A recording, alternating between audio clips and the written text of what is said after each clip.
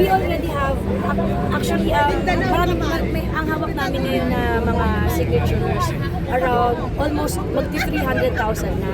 However, today, 300,000 signatures. However, today, ang isasabit namin sa Supreme Court is around 162,000 signatures.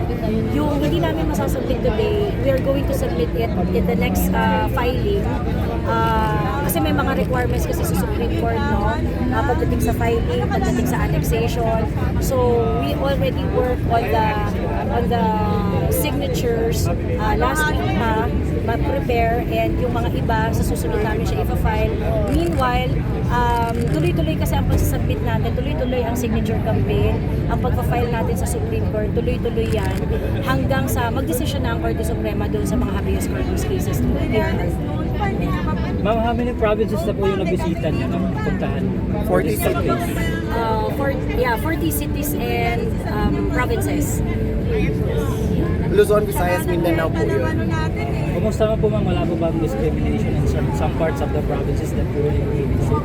Wala bang mga, di ba kayo inaaway, something like that? Siguro, ano lang, ang nag-stand out is yung Manawag Pangasinan.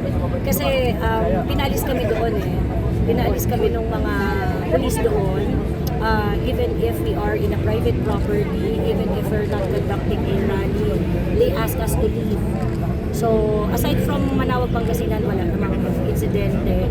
Merong maliit na insidente sa Batangas, pero in the end, naging okay naman. Nadaan naman sa magandang pag-uusap yung nangyari sa Batangas. I think ang mag-stand out talaga pagdating sa diskriminasyon, malinaw na malinaw yun sa Manawag Pangasinan. Ma'am Joey, hanggang kailan po natin gagawin yung signature campaign natin? Hanggat hindi nagdidesisyon ng Korte Suprema sa habeas corpus ng PRRD. Ayan. Marami man nagtatanong kung ilan na yung signature, no? Idagdag ko lang po kasi sinasabi nila na bakit 300,000 lang or bakit 200,000 lang, bakit ganito. Hindi ba marami namang mga Duterte supporter, ganyan. Well, oo, no?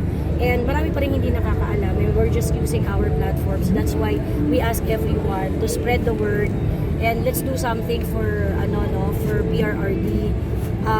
Alam ko marami sa inyo mga Duterte supporter naniniwala sa politika ni PRRD. Let us spread the word and let us push for action, especially in correcting the mistakes that are going on now sa bansa natin. Hindi madali na mangalap ng signature. Hindi madali na kung makakita tayo, let's say, siguro sa isang araw, makakuha tayo ng 700 signatures. 700 signatures na pinagsama-sama mo sa isang lugar ay napakaraming tao. Okay? But 700 signatures on paper, mukhang napakakonti. Okay? But I would just like to tell you that if we are going to spread the word and act together, we would be able to get an overwhelming number so that we would be able to convince the Supreme Court that this is something that we really want to be decided on. Maganda yung pakiramdam namin sa numbers. Actually, sa sarili naming palagay, maganda ang pakiramdam namin sa turnout ng signatures dahil ang huling signature campaign na ginawa sa Korte Suprema ay noong 2020, noong taong 2020. Ito ay noong nag-file ang mga grupo ng anti-Duterte na i-compel ang Supreme Court, i-compel ng Supreme Court si PRRD na i-divulge ang kanyang medical health condition. Ang kanilang part ng kanilang annex ay ang letter na nagsasabi na ang mga tao ay curious din doon sa kalagayan ng health ni PRRD. So, maraming mga nagpirma-pirma at ginawa itong part ng submission ng kanilang petition at ang kanilang idinadasal doon sa kanilang petition na yon at sa letter na yun na signature campaign ay resolusyonan na ng Supreme Court ang petition of ang writ of mandamus na magko-compel supposedly kay PRRD na i-divulge ang kanyang health condition. So what happened there? Ang nangyari doon, nagdesisyon ng Supreme Court nang mabilis. Okay? Nagdesisyon ng Supreme Court noon nang mabilis sa kabila ng beside dun sa fact na nasa gitna tayo ng pandemic noon, ang Korte Suprema ay nagdesisyon, dahilan na rin siguro dahil sa pag-uudyok ng signature campaign na iyon. Hindi nila nakuha yung gusto nila.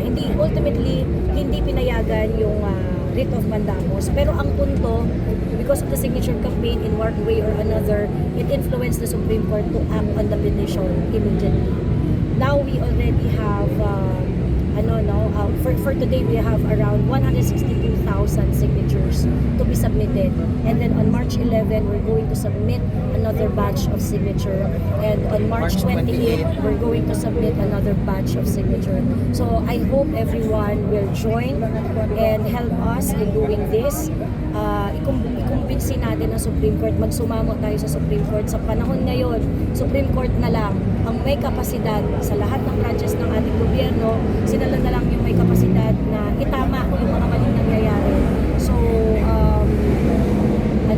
wala na tayong maasahan sa executive, wala na tayong maasahan sa gobyerno ni Bongbong Marcos, sa House of Representatives, sa Senate, minority lang ang kakampi natin.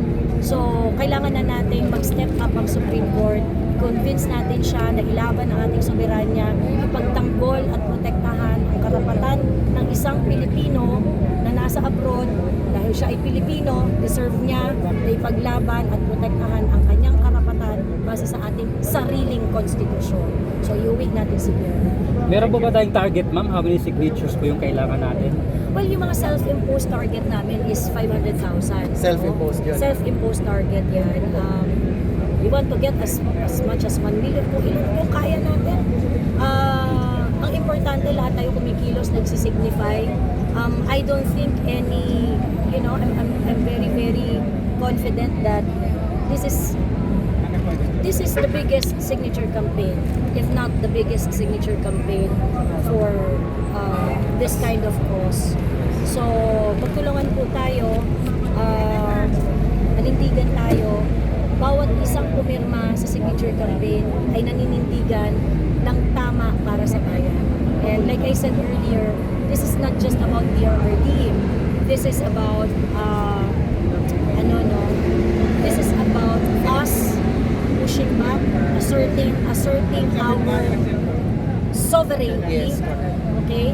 So that the Supreme Court, on behalf of the whole nation, will also assert the sovereignty of our country by making sure that the Filipino is afforded kung anuman yung karapatan niya na dapat ibinigay sa kanya. At ang pagkuha sa kanya dito sa Pilipinas na hindi humarap sa competent judicial authority ay isang bagay na hindi katanggap-tanggap. So, dapat manindigan ang Supreme Court at magsalita kung